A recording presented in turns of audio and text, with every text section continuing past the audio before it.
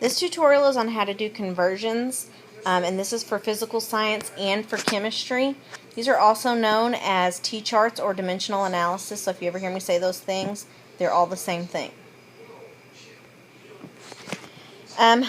The first thing that you need to know is that T-charts or conversions are based on the SI system of units, and this system of units is based on the metric system. So you have to know the some of the prefixes that the metric system uses. One of those prefixes being kilo. And I want you to notice that kilo has a capital letter, and I'll explain why in a minute. Now, kilo means 1,000. Another prefix is milli. And milli is lowercase, and I'll explain why in a minute. Milli also means 1,000. So how can they both mean the same thing? Well, kilo is capitalized, so that means that there are 1,000 bases in one, which I'll explain what that means in a second. And milli is lowercase, which means that it's smaller than the base unit, which I'll explain what that is in a second. And so there are 1,000 millimeters in the base unit. So basically this means 1/1000th. So if we're talking about the base unit, which is the one that doesn't have a prefix, so if you take the prefix off of kilometer, all you have is meter. If you take the prefix off of millimeter, all you have is meter. So the base unit for this is meters. Or if you're using kilograms or milligrams, then the base unit would be grams. But in this case, we're going to do meters. So for a kilometer, there are 1,000 meters in 1 kilometer. But for milli, it's the opposite. There are 1,000 millimeters in a meter. There are some more prefixes that I want you guys to know. Another one being deci. If you think deci, you're thinking 10, because decade is 10 years, so deci would be the prefix for 10. But you'll notice that this is lowercase, which means that this actually means 1/10, which means that there are 10 decimeters in a meter. That's an equal sign there. Centi, again lowercase, means 100. For example, there are 100 years in a century.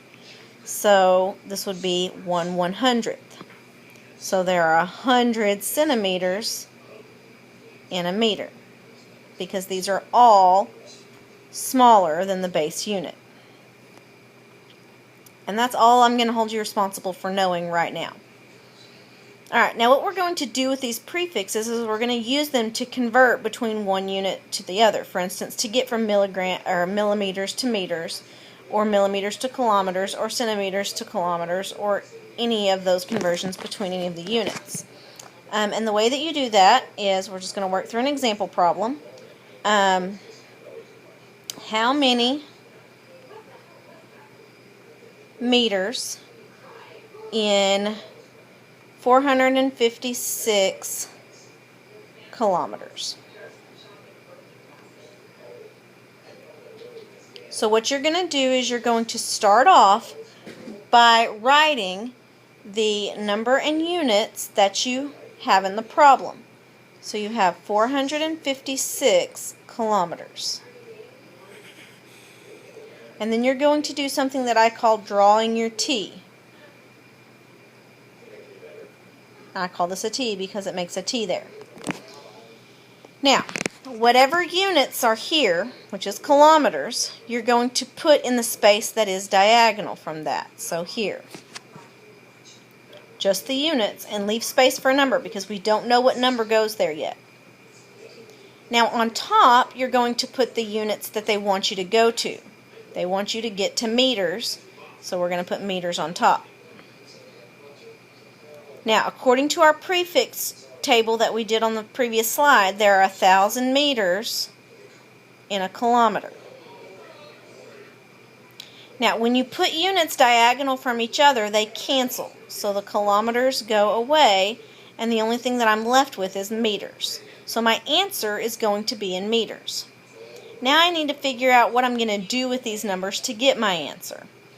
So you're going to write the number that you had first, and then if the number is on top, you multiply. If the number is on bottom,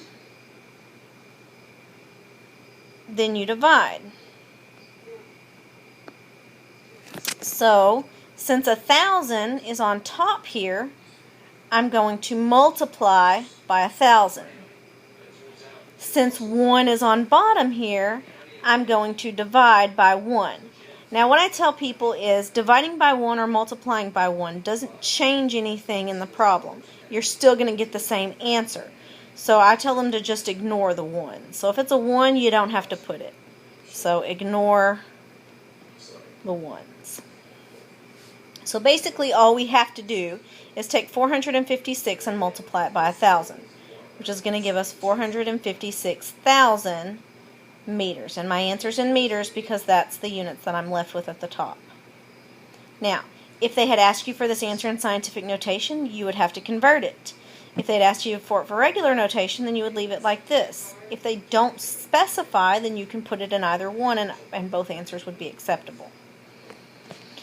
Okay, sometimes though T-charts get a little bit more complicated in that there's more than one T. They continue. And I'm going to do a problem like that now. How many millimeters in 254 centimeters? So we're going to start out with the same rules that we had before. We're going to draw our number and our units, make our T. These units are going to go diagonal, and then the units that I want, I'm going to put on top. But this is where we run into a problem, because according to our prefix chart, we don't know how many millimeters are in a centimeter. We know how many millimeters are in a meter, and we know how many centimeters are in a meter, but we can't convert between the two units that we have as is. So we have to leave the centimeters alone because the diagonal rule. So we got to go to something else besides millimeters first. We'll get there eventually, but we can't do it right away. The only thing my prefix chart tells me about centimeters is that there are 100 centimeters in a meter. So I'm going to have to do that conversion first. Now my centimeters are going to go away, and now I have meters. But I don't need meters, I need millimeters. So I'm going to keep going. I'm going to follow the same rules. I'm going to put the M diagonal, and then I'm going to put what I need on top. Can I go from meters to millimeters according to my prefix chart from before? Yes, I know from that chart that there are 1,000 millimeters in a meter. My meters cancel. I'm left with millimeters, which is the units that I want, so there's no reason to go any further. I can stop here and solve my problem. So I'm going to do 254. Remember, ignore 1, so I don't have to do anything with that 1. I don't have to do anything with that 1. But I do need to do something with the 100 and the 1,000. So since 100's on bottom, I'm going to divide. And since 1,000's on top, I'm going to multiply. And that will give you some number, and then your units would be millimeters. Now, the most complicated kind of problem is one where you have units that are a fraction. For example,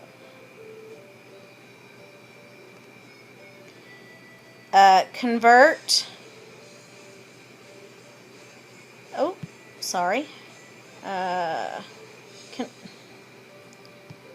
convert 6 kilometers per hour to meters per second.